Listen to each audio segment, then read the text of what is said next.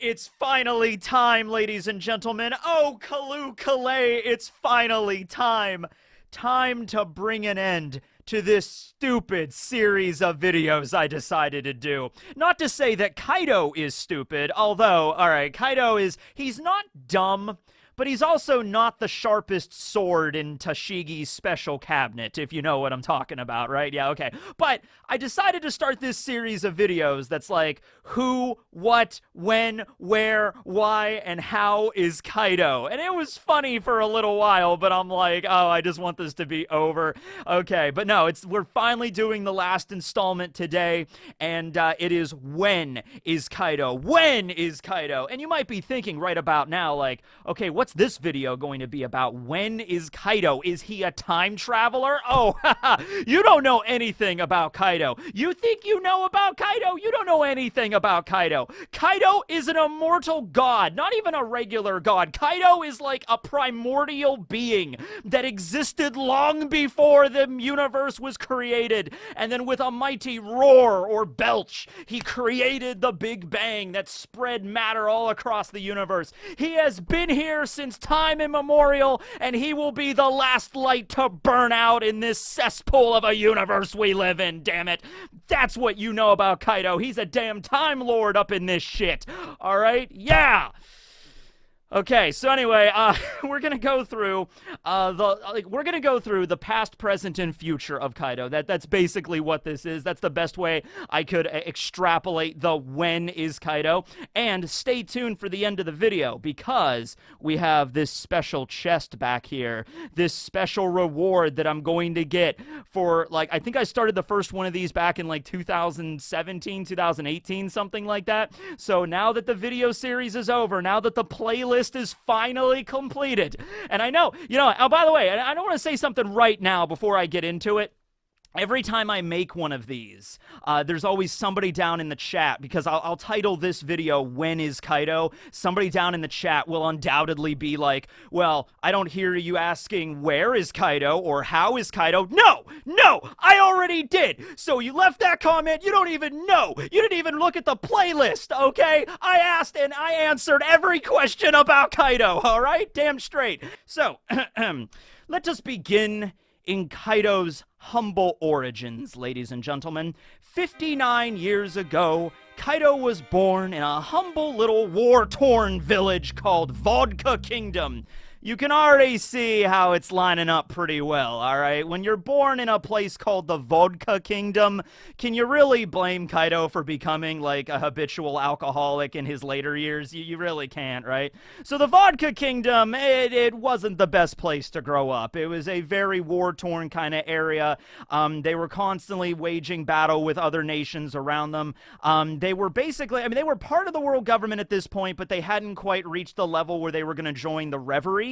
And they wanted that, because that's like the highest status of every kingdom, is to have a representative, a king or a queen or a monarch or somebody, go to the Reverie Roundtable and discuss the nature of the world at Marijuana, everything like that, right? So where does Kaido fit into this kingdom? Well, Kaido was essentially their top warrior. He was basically their super soldier, all right? It's like, oh, you have an army, we have a Kaido. It was kind of like that. I say super soldier because that seems to imply they like experimented on him to like make him a warrior. No, he was just super strong right from the beginning. Kaido's race, we're not exactly sure. He's probably descended from the ancient giants, though, or like the Onis, because, Kaido has horns and Yamato has horns and all that stuff. So you assume that, like, okay, a long time ago, an ancient giant got it on with a human, because it works in One Piece. That's just how it goes. And then through the generations, through the bloodline, eventually that's how you get Kaido, all right? So Kaido was their super soldier, and he was out there and he was just busting heads and just bringing towns down and just like decimating everything. He was just like, just like a bulldozer, all right? Except he was a bulldozer with a kanabo and a really angry temperament, okay?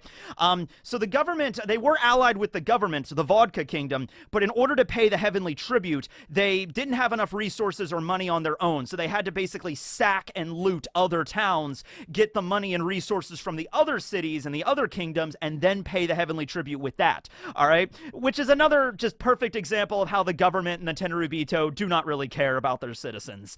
It's like, all right, oh yeah, you're part of the world government, all right, give us the heavenly tribute. We don't care how you get it, we don't care what you gotta do, we don't care if you gotta attack and burn down entire kingdoms and cities and murder a bunch of civilians in order to get the heavenly tribute. As long as you produce that heavenly tribute for the Tenryubito, we're not asking any questions, all right? And so Kaido was indispensable when it came to this, until he became dispensable. So Kaido was, fighting this war all the way up until the time he was 13 years old. And when he was 13 years old, that's when the kingdom, the king specifically, decided to kind of sell Kaido out. It was basically like, oh, okay, if we can give Kaido over to the Marines, then we will get a position at the Reverie. Okay, and so Kaido will go and work for the Marines, and you can understand why the Marines were interested in Kaido. He's this dude that's built like a brick shithouse, and he's got like the horns, and he's like, oh, he's part of like the ancient giant race or whatever, and he can swing a kanabo like no other. We're gonna put him in the Marines. He could become a vice admiral quick. He could become an admiral, maybe even like one of our absolute top warriors. Okay, now Kaido was at this point, getting to the point in his life where he's beginning to question all of this. You know what I mean? It's just like, it's like, where is my place in the world? And what does it really mean, to like, oh, we're just going to bend over backwards for the world government, and just like, what is it really all at right now? It's Kaido's teenage years. He begins to have existential crises about everything, right?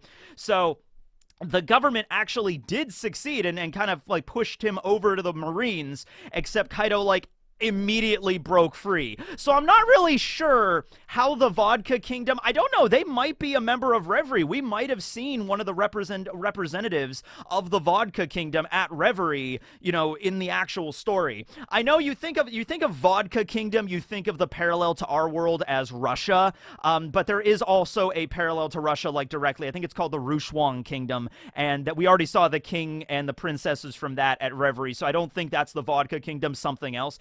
But the Vodka Kingdom, I'm curious as whether or not they did actually become a member of the Reverie Council, because they technically did uphold their end of the deal.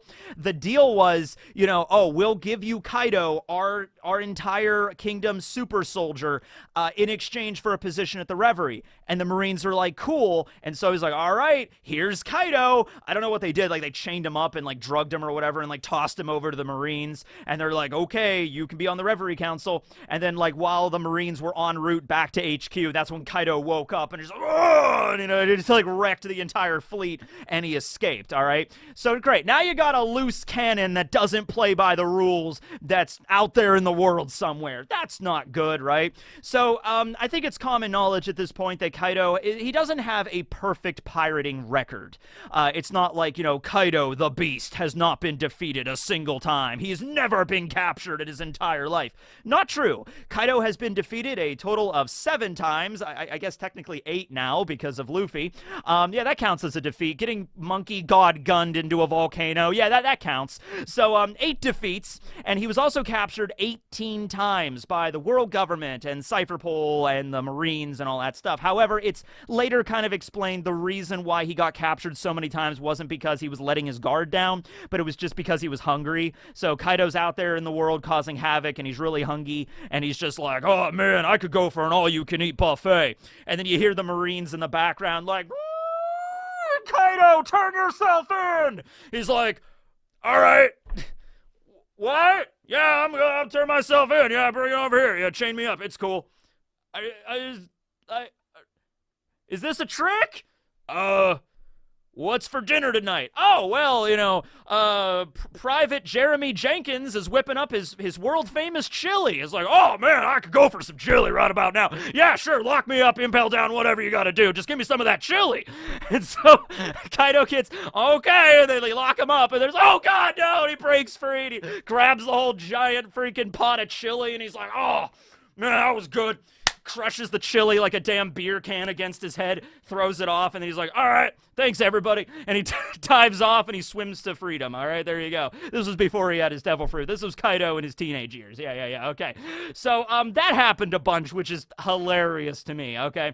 So eventually, at the age of 15, And Kaido ends up on the Hachinosu, the pirate paradise. You can't really, it's not really a question of how he ended up there. It's just you keep knocking heads against a wall. Eventually you'll end up at Full-Lead Island. That's just how it goes. So he's chilling there, and he's just pretty much just like getting into fights every night, but nobody can match him. Nobody can really go up against him, right? He's just like, you know, he's only 15, but he's like super strong, even amongst the world of the strongest hardcore pirates that ever hung out at the Salty Spittoon, you know what I mean? So one day, though, there's this really strong pirate, and we've never actually stated whether or not, like, Rox and Kaido fought directly. I'm assuming, like, you know, Kaido was really powerful, but he wasn't the end-all, be-all. Rox was stronger. I'm sure Whitebeard at this point would have been stronger. Big Mom probably would have been stronger than Kaido, but when it comes to, like, every other random riffraff pirate, not even riffraff pirate, I'm sure there were a few pirates back in the day that hung out on Hachinosu that were not quite on, like, the Whitebeard or Rox level, but were still pretty damn powerful in their own right, that Kaido just completely wiped the floor with, you know what I mean? So one day, though, it seems to imply that Rox, you know, he didn't have a crew yet. They were just like a bunch of rowdy pirates hanging out on an island, and then one day Rox just got it in his head, like, you know what? I'm gonna start the greatest damn pirate crew ever and, like, take over the world. Why not, right? Glug, glug. And so he kind of puts out a call to all the pirates on Hachinosu. It's just like, if you got what it takes, join the Rox Pirates. And so Kaido's just hanging out in a bar one day when Big Mom pops in, Charlotte Linlin, and she's just like, you know, Kaido, Rox is summoning everybody to join the crew. You should come too. And Big Mom was sort of like a big sister kind of figure for Kaido back in the day. All right, and so they trusted each other and they relied on one another, that kind of stuff, right? So Kaido ends up joining the Rox Pirates amongst the crew and the ranks of the great Rox D. Zebek, Edward Newgate, Whitebeard himself, Wang Zhi! It was under the tutelage of Wang Zhi that Kaido really flourished, I'll tell you that. Silver Axe was there, which, by the way, you know what? We all love Wang. I could talk about Wang until the sun comes up, but really, we gotta sit down and talk about Silver Axe a little bit. Silver Axe, I think, is the only member that was mentioned in that hallowed list of the greatest pirates that ever did pirate, and we don't even know what he even looked like. I think we saw a silhouette of Wang one time. I think we got to see a silhouette of a person. I don't know if it was confirmed it was Wang or Ochoku, but it was like, I think it was. We already know what Shiki looks like, obviously, because Strong World. Just go watch Strong World. We already know, obviously, what Captain John looks like. We saw him as a corpse. That's close enough. And obviously Whitebeard, Big Mom, and everybody. We already knew that, right? So yeah, but Silver Axe. Leave your theories down below about Silver Axe. I'm thinking, I'm assuming, I'm just going out on a limb here. I know this sounds crazy. I'm thinking he wielded a silver axe. I know. It's just, I'm really reaching for straws here, you know? That was the point where it's like, okay, Tekking, I can handle a lot of these YouTube theories. I can handle a lot of the crazy theories on what the One Piece is and all this stuff. But, like, you know, I'm telling you what right now, Silver Axe wielding an actual... You know what? Honestly, I don't want him to wield a Silver Axe. I don't want him to use a Silver Axe. I want Silver Axe to bust out like a gun or something. He's like, I use a gun. Just like, I want that. He has a gun. He has a rifle that he calls Silver Axe. That's how I want it to go. No. You know, even better. A guitar. I want Silver Axe to wield, like he has the heavy metal no mi, like the rock no mi. I want him to use a guitar that he calls his Silver Axe.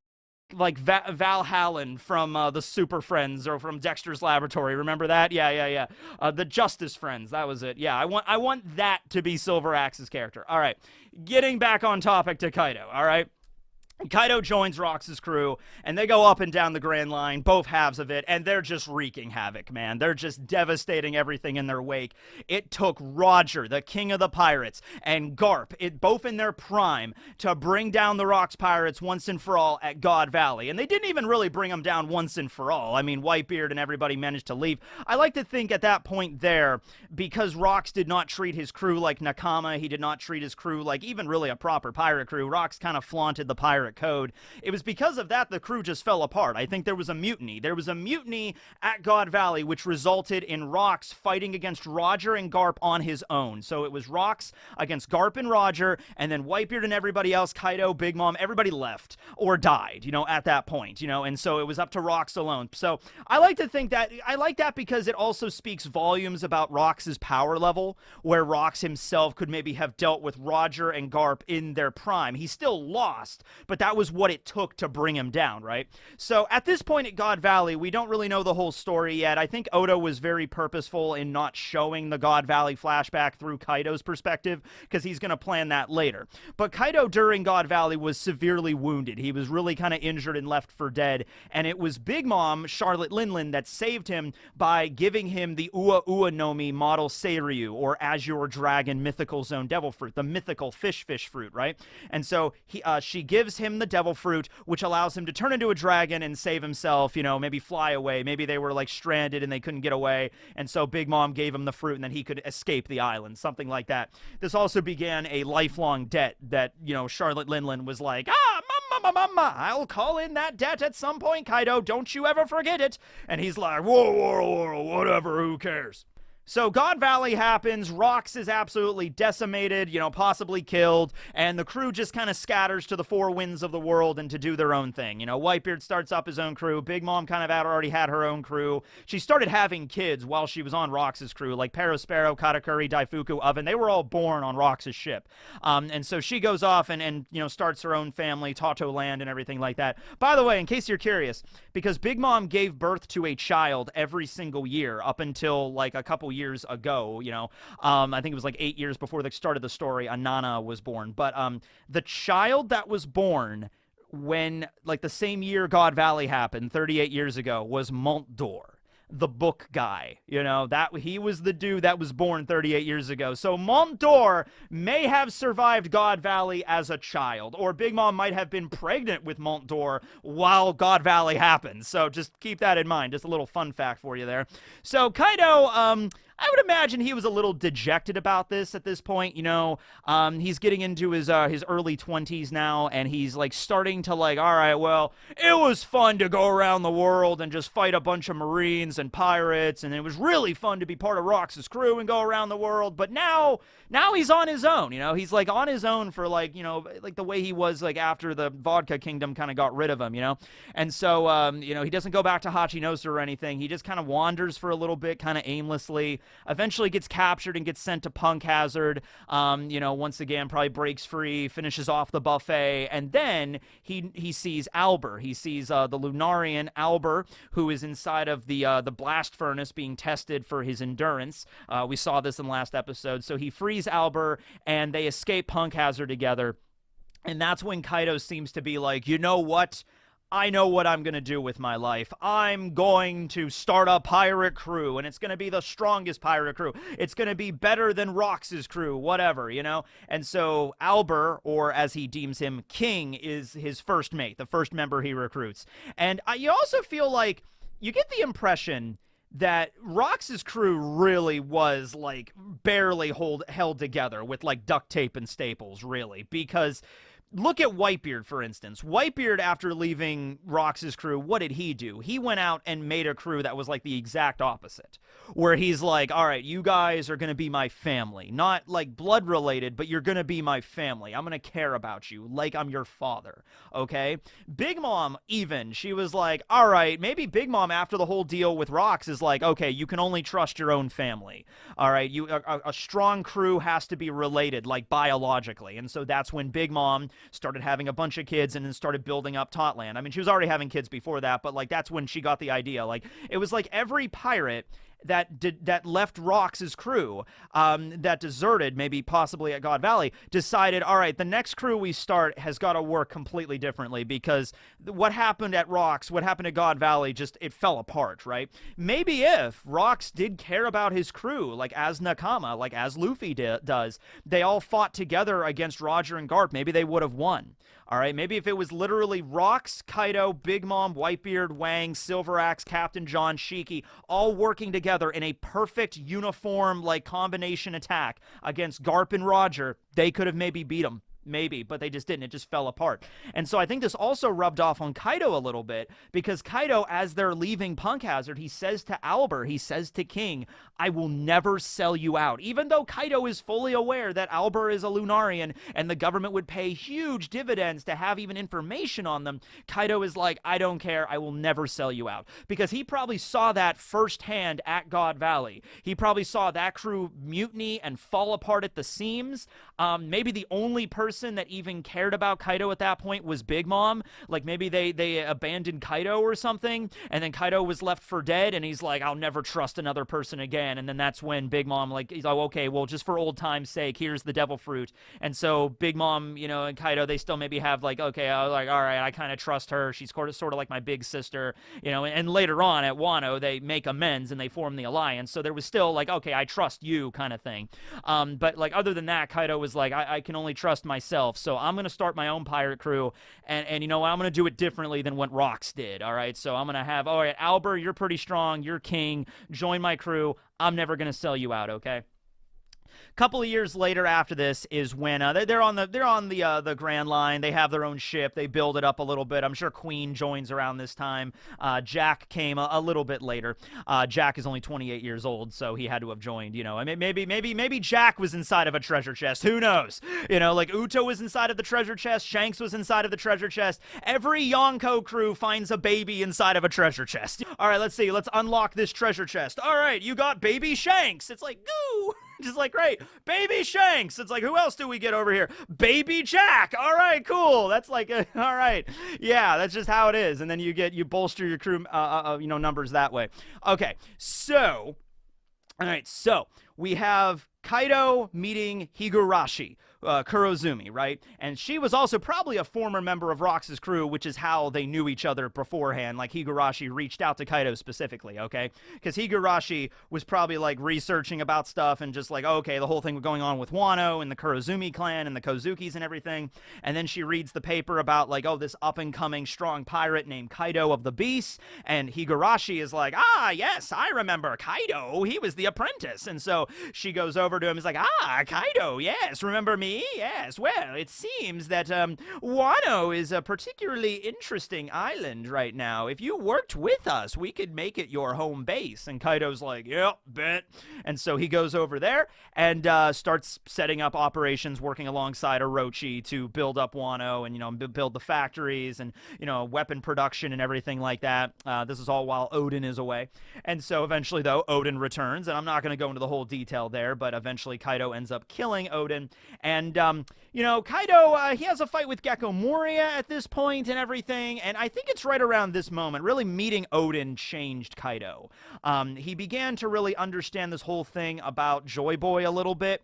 Maybe he learned a little bit about that beforehand because, you know, he was part of the Rox crew. Maybe Rox knew something about it. They did fight at God Valley. There might have been something there at God Valley. But eventually, and Kaido learns about Joy Boy. I think also through King, too. I think King also talks about it a little bit. And so I think he knew about it beforehand a little bit, but it was meeting Odin that really changed his perspective on this. And he's like, all right, I'm going to be Joy Boy, or at the very least, if I'm not going to be Joy Boy, I'm going to gatekeep, basically. I'm going to gatekeep to see what's going to happen with this Joy Boy thing. You know what I mean? Like, who's going to become the next reincarnation of the sun god and all that crap. It's going to be me, or they're going to have to beat me to get to it, all right?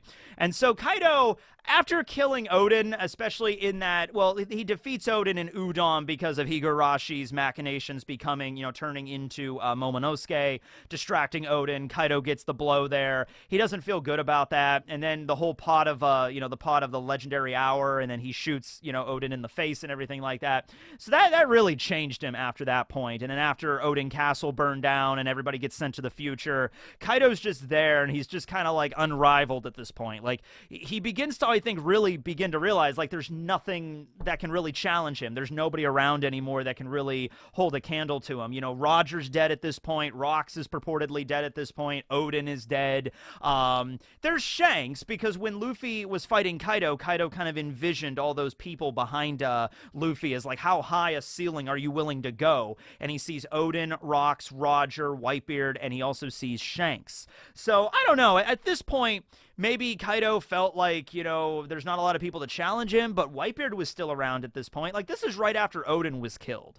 So, like, Whitebeard is certainly around. Shanks is certainly around, although maybe he didn't view Shanks as a serious threat until the whole thing before Marineford happened, where Shanks, like, stopped him. King and Kaido were also part of that crew, and at that point, and then Shanks did something, they fought, and so maybe that's where, like, Kaido really respected Shanks, and that's why he put his image next to Luffy's kind of thing, right? Okay. Well, anyway, Kaido's based at Wano. He skips a lot of leg days, and so his legs become pretty skinny, but he really lifts. He still lifts. He's a big, bulky guy.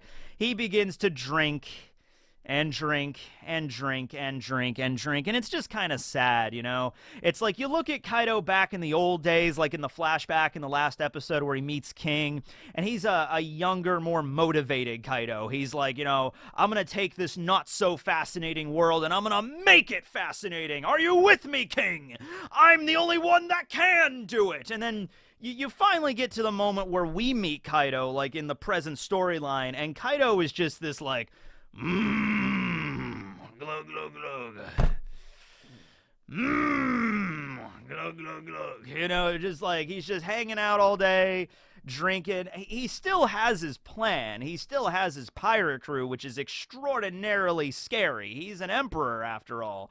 But I don't know. He feels a lot more dejected about everything, And it isn't really until the battle with Luffy that Kaido really finally begins to see that spark again, where he's fighting Luffy, and he's like, all right, this is really what it's all about. How high are you going to go, kid? Luffy, what levels are you going to reach? And then Kaido, busts out his conquerors and armament, and then Luffy figures out how to do the same thing, and then they're clashing, and then that's the first time Kaido has had genuine fun, that he's seen the spark of his goal in a long, long time. I think it also probably, over the decades, he begins to realize, like, I am not Joy Boy. I am not going to achieve that title. That's not meant for me. So I'm going to gatekeep, but there's nobody around that can even really challenge me. So Kaido reaches a point where he's, like, all the way up here, and everybody else is, like, trivial to him. They're like ants to him. And that's part of the reason, I think, why when Luffy gets one-shotted by Kaido at the beginning of Wano, he's just like, what kind of king did you say you would be again? Kind of like, kind of making fun of it, because it's just like, oh, you think you're going to be a king? You think you're going to be the next Joy Boy or the next reincarnation? Well, it's not going to happen, kid. You can't even survive one hit from my Kanabo, right? Later on, he says something similar when he knocks Luffy off the side of Onigashima. He's just like, oh, I guess you weren't the one either, implying that Joy Boy is like a title to have, like a crown to put on your head, so to speak, right? But then when Luffy comes back, and then he achieves Gear 5th and the Awakening, and then this is, Sun God time, that's when Kaido begins to realize, like, okay, this is different. This is something completely different. He's a pair, but he's also a zone, but it's like, what is this power? And then the fight finally reaches its crescendo, and then Luffy, monkey god gun, and then punches Kaido straight into a volcano. But what people don't realize is that when Kaido got shot into that volcano, he was preserved in the ash, encaked around him like a shell, frozen in time, frozen in space. Kaido waited there in cryogenic sleep for thousands of years. Da, da, da, da, da, da, da, da, da, da, da. When Kaido awoke in the year, whatever the equivalent of the One Piece world is, to 2525. So Kaido's in the future now with Star Trek spaceships and da na na na na na na na. Does anybody get the reference? This is a really old show. This is, Buck Rogers in the 25th century. It is the South Park did a parody of it with Cartman, but that was also, God, even that episode. When that episode aired? That episode aired when the Wii came out, because that was the whole premise of that South Park episode where Cartman wanted to get the Wii and he couldn't wait for it to get released, so he gets frozen in ice. So what happened to Kaido, right? Is he dead? I don't think so. I don't think he's dead. He was taken out of the series for a while. Now, you could just say Kaido is in some kind of, like, coma right now, or he's severely wounded. It's going to take him a while to recover, and that's why he's not doing anything right now. Luffy became the emperor after Kaido. Buggy became the emperor after Big Mom. Big Mom also got thrown down the hole, right? So, I was thinking about possibilities for Kaido in the future. When Kaido? When Kaido? I'll tell you when Kaido. You could just say Kaido gets healed, wakes up from his coma, and he's back to being just like, I'm a pirate, you know, Luffy, damn you, you know, fighting everything like that. I have an idea. How about this, though? I'm going to spin this a different way. Let's say Kaido does come back. I want him to have a really cool scar, though. I want Kaido to come back and see, like, half of his face is, like, melted off. Like, he looks even more demonic, right? Like, half of his face is melted off. His flesh is seared. You could see bone, you know? Like, maybe he has some prosthetics on him or whatever. Maybe some of his crew found him. I like to think it's possible that after getting knocked into the volcano, it did erupt. So maybe they got knocked out of the volcano through the eruption, and Big Mom's crew that was surrounding Wano found both of them and dragged them up, and they're both in comas, and so they used, you know, whatever technology they could use to, like, paste them back together. So it's like Mecha Kaido, Mecha Big Mom, you know? So Kaido gets up and he's like, ugh, it's like sparks are shooting at him or whatever. It doesn't matter what Kaido looks like, but the fact is he's still alive, okay? So what if they show up during the final war, but not in the way that you would envision? I'm not saying that Kaido would become an ally of the Straw Hats or anything like that. I'm saying that Kaido holds true to his status as the gatekeeper. Okay, and what does that mean? Well, Kaido was waiting his whole life for Joy Boy to be reincarnated. He thought it would be him, and then it wasn't, and it turned out to be Luffy. After being defeated by Luffy in that grandiose fashion, I don't think Kaido could view it any other way. Luffy is the one, all right? So I'm going to paint a scene for you here. We're at God Valley. You know, not God Valley. We're at Laugh-Tale, which maybe Laugh-Tale is God Valley. Does anybody ever throw that theory out there? God Valley is Laugh-Tale? No, I guess it wouldn't be because Roger fought there before he ever reached Laugh-Tale. No, I guess it couldn't be. And, like, the One Piece is there or something, and Luffy has to go and like, get there, and he's being chased after by a bunch of the admirals and these really strong characters and everything like that. And, you know, Luffy's really powerful, but, like, can Luffy deal with, like, 3 admirals at once? Or could Luffy even deal with, like, 2 admirals at once? I mean, that's still a fighting force. Like, Luffy's strong, don't get me wrong. Gear 5 is really broken. But, like, can Luffy deal with, like, 3 admirals at once? I don't think so, right? Wouldn't it be crazy if Kaido shows up and he's like, all right, like, I'm not your best friend, Straw Hat. You're not going to be bossing me around or anything. But go ahead and fulfill that prophecy. Because you are the reincarnation of Joy Boy. You are what I have been waiting for my entire life, pretty much. So I'm not going to let you get killed, and then this prophecy doesn't happen. So go ahead. I'll gatekeep. I'll stand guard here, all right? It might be something like that. I imagine that way more feasible than Big Mom. If Big Mom survived her attack, she's not going to be a changed person unless she got amnesia for, like, the 3rd time.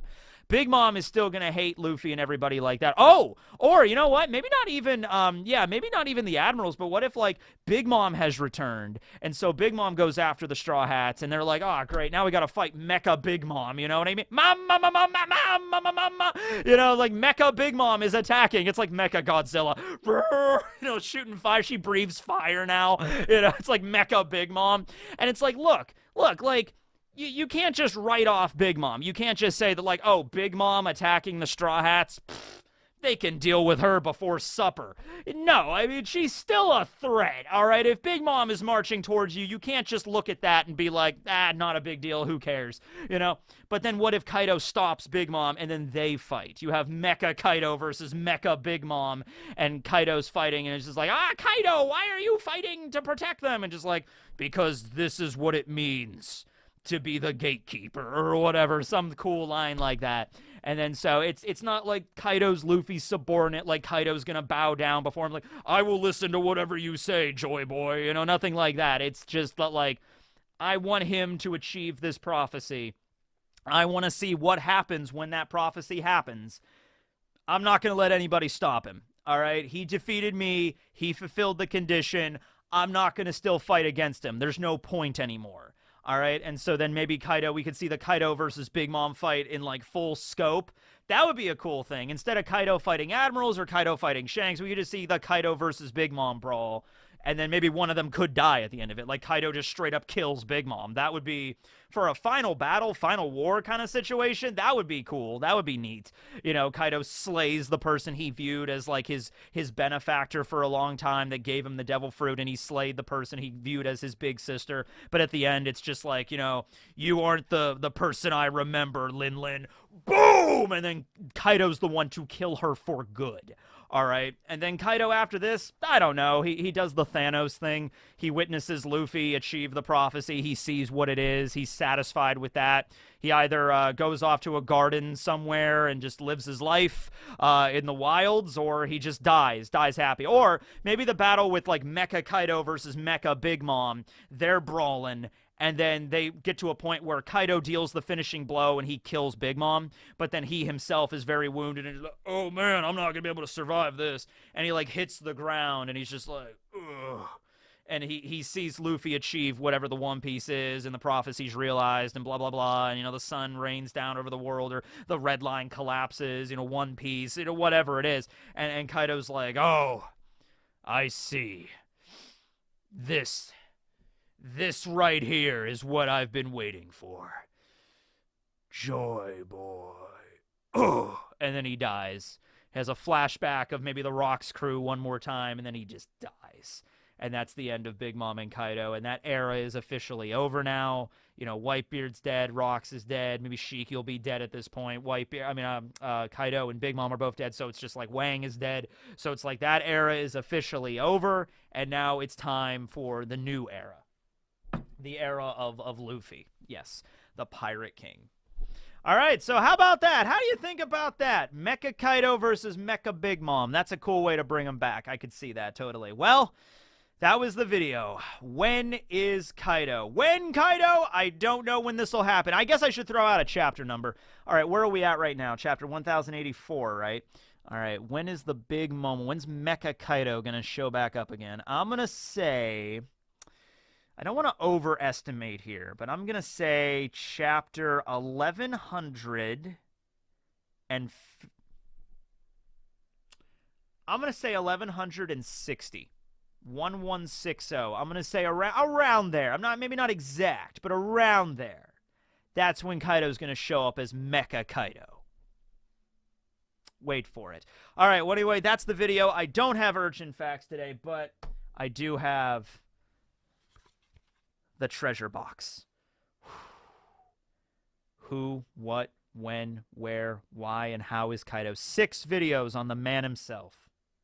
What do I get in exchange for that? Years of work. What do I get?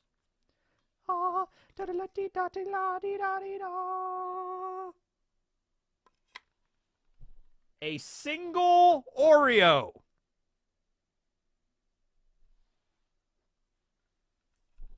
This was totally worth it. Later, everyone. Ooh, dark chocolate.